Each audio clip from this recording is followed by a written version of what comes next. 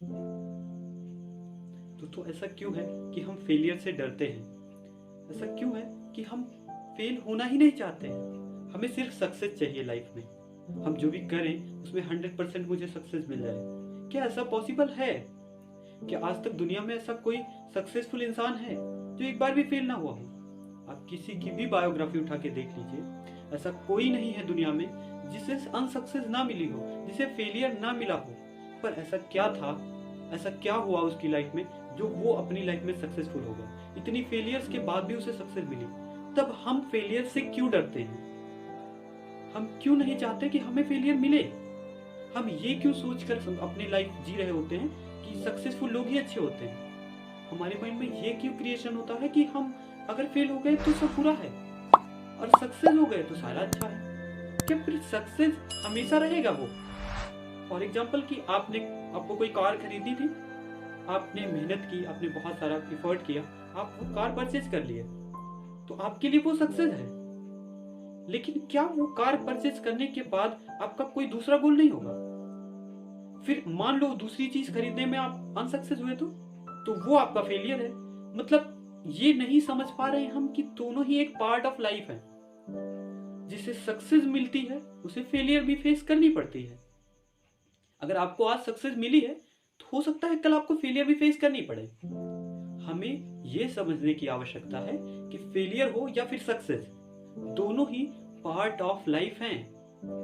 आप ये नहीं समझ पा रहे हो कि अगर रात्रि होना बंद हो जाए तो क्या दिन की कोई वैल्यू होगी? फॉर एग्जाम्पल कि रात्रि ना हो तो दिन की किसी की नजर में कोई वैल्यू होगी? अगर आपने रात्रि देखी है इसका मतलब है कि आप सुबह को वैल्यू दोगे, आप दिन को वैल्यू दोगे। वैसे ही जब आपने फेलियर को फेस किया है तो इसका मतलब आपकी नजर में सक्सेस की रिस्पेक्ट बहुत अधिक होगी। पर ऐसा मत समझना कि जिन लोगों को रातों रात सफलता मिलती है उन्हें सिर्फ एक ही रात में सफलता मिलती है। उस रातों रात की सफलता में कई रातों की मेहनत होती है।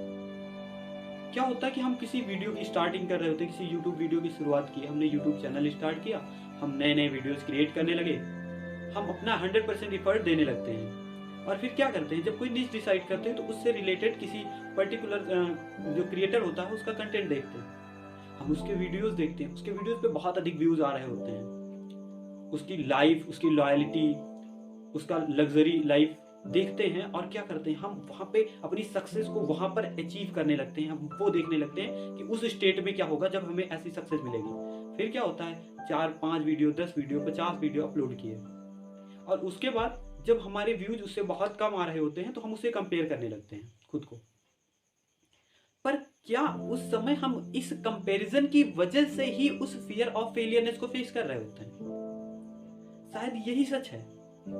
क्योंकि हमने क्या किया, हम उसके रिजल्ट को देखने लगे कि हाँ उसके हमारी लाइफ में ये होगा, हम जब ये अच्छे क्रिएटर बन जाएंगे तो ऐसी लग्जरी लाइफ जिएंगे, ऐसी लग्जरी गाड़ियां होंगी, अदर थिंग्स। पर हमारा माइंड यहाँ पर क्या करता है कि हम उस पर्टिकुलर पर्सन की उस वीडियोस को देखते हैं और इतना अधिक उनका रिस्पॉन्स देखकर अपनी वीडियोस का कंपेयर उससे करने लगते हैं और वहीं से क्रिएट होता है हमारे माइंड में फियर ऑफ फेलियर।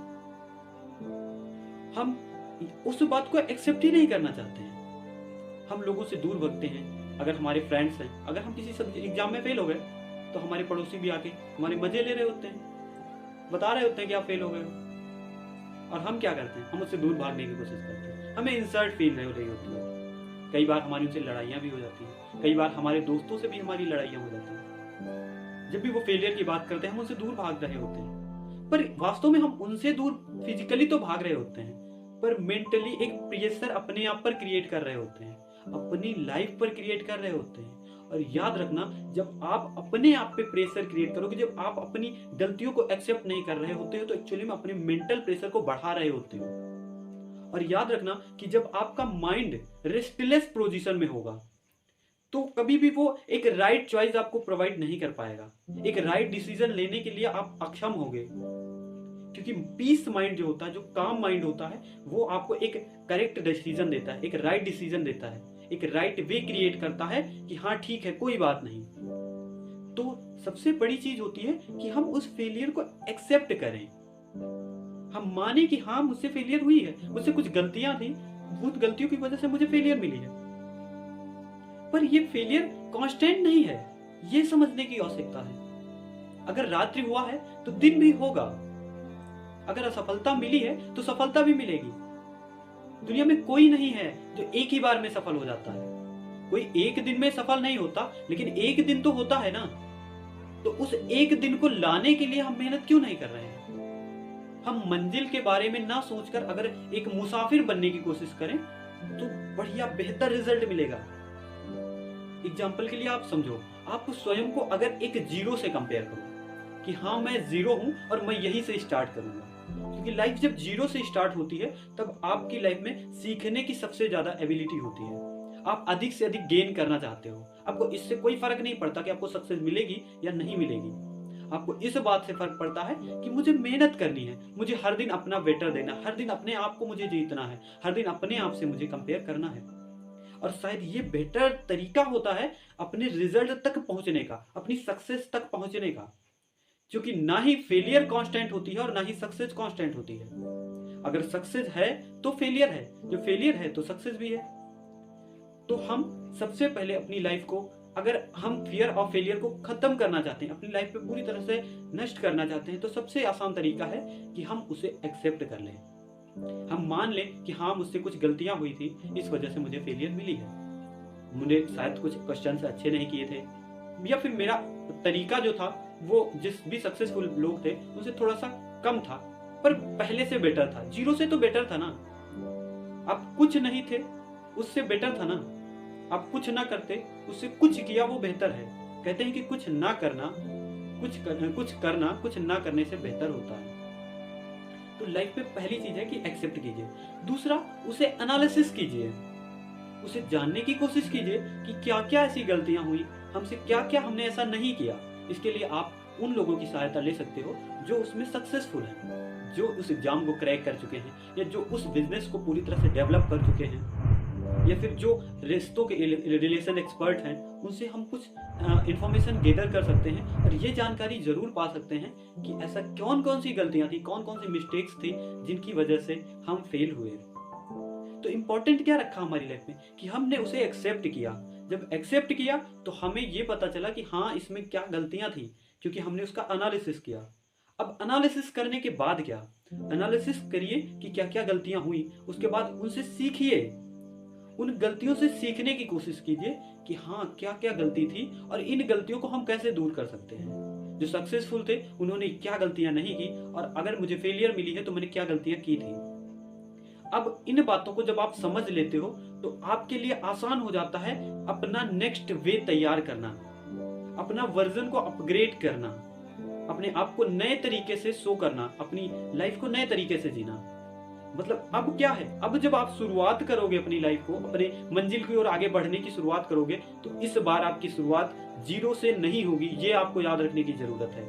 इस बार आपके जीरो के आगे या फिर पीछे 1 जरूर लगा होगा। अगर जीरो के आगे 1 लगा है तो आप 10 से स्टार्ट कर रहे हो, और जीरो के पीछे 1 लगा है तो आप 1 से स्टार्ट कर रहे हो, पर अभी आप जीरो नहीं हो, ये समझने की कोशिश करो। हाँ, हो सकता है कि कोई आपसे पहले स्टार्ट किया हो, या फिर आपसे पहले से वो मेहनत कर रहा हो तो उसकी स्टार्टिंग 10 से हो रही हो, पर आपकी 1 से हो रही हो, तो जीरो से तो बेटर था ना। आपने स्टार्टिंग की जीरो से, तो उससे बेहतर है ना।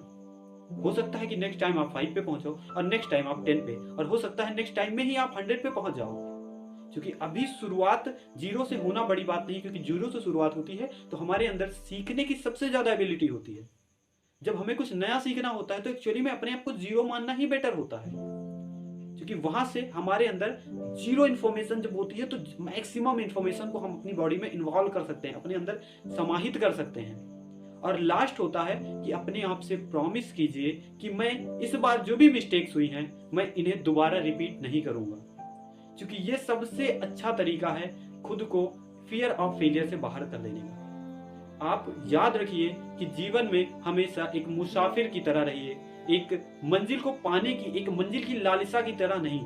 लाइफ को ऐसे जीजिए कि लक्ष्य मिलेगा तभी ठीक है, गोल हमारा फाइंड हुआ ठीक है, लेकिन अपना काम चल रहा है। मतलब ठीक है, मैं मेहनत कर रहा हूं ना, मैं तो अपना 100% दे रहा हूं, सक्सेस मिलना या ना मिलना कोई बात नहीं, आज नहीं तो कल मिलेगा, मिलेगा तो ना। अगर हर दिन हम कोशिश करेंगे तो अपने आप का बेटर दे